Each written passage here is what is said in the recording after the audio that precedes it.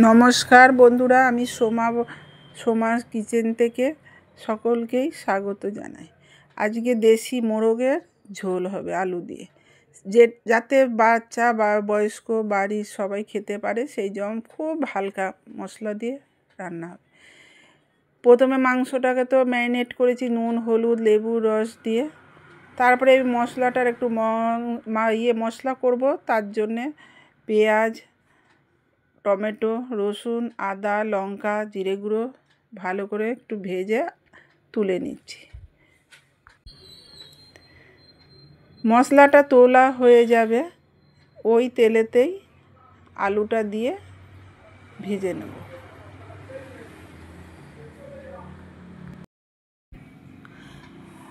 মশলাটা ভাজা হয়ে যাওয়ার পর এবার যে তেল ছিল এর মধ্যে আমি আলুটা আস্তে আস্তে লো ফ্লেমে ভেজে নিলাম।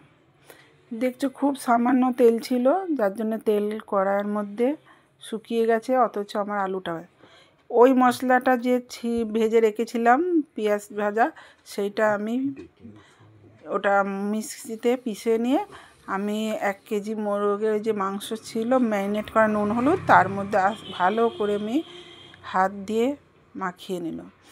এই মশলাটা ভাজার কারণ হচ্ছে এই মশলাটা দিয়ে ওই খুব সুস্বাদু হয়।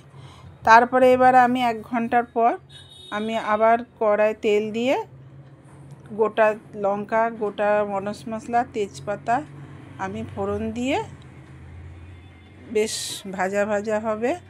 তারপর আমি মাংসটা ওর মধ্যে দিয়ে দেব, ওই ম্যারিনেট করা মাংসটা দিয়ে দিলাম।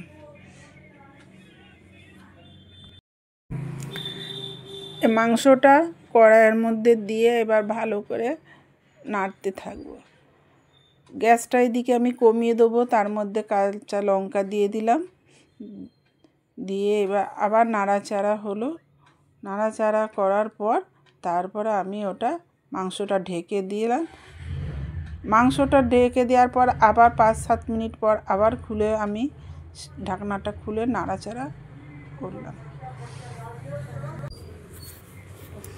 আমি এইভাবেই আস্তে আস্তে একবার ঢাকা দেবো, আবার খুলবো, এরম করতে করতে কষতে কষতে তারপরে যখন একদম ঢাকার আর মাংসটা দেখুন কষা হচ্ছে, দেশি মোরগ তো একটু সময় লাগবে সিদ্ধ হতে। এবার যখন একবারে তেল ছেড়ে দিবে, কাঁচা লঙ্কা দিয়ে তরকারিটা তো হয় পুরো, তার জন্যে একটু সাদা সাদা থাকে বলে একটু কালারটা সামান্য আসার জন্যে কাশ্মীরি গুঁড়ো লঙ্কা আমি একটু দিয়ে দিলাম। দেওয়ার পর আমি কষতে থাকলাম।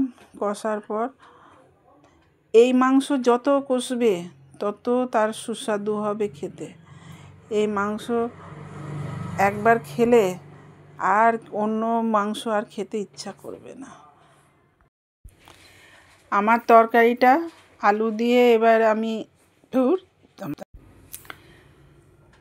আমি আলু দিয়ে দিয়েছি, গরম জল দিয়ে দিয়েছি, আর একটা মশলা ভেজে রেখেছিলাম সেটাও দিয়ে দিলাম।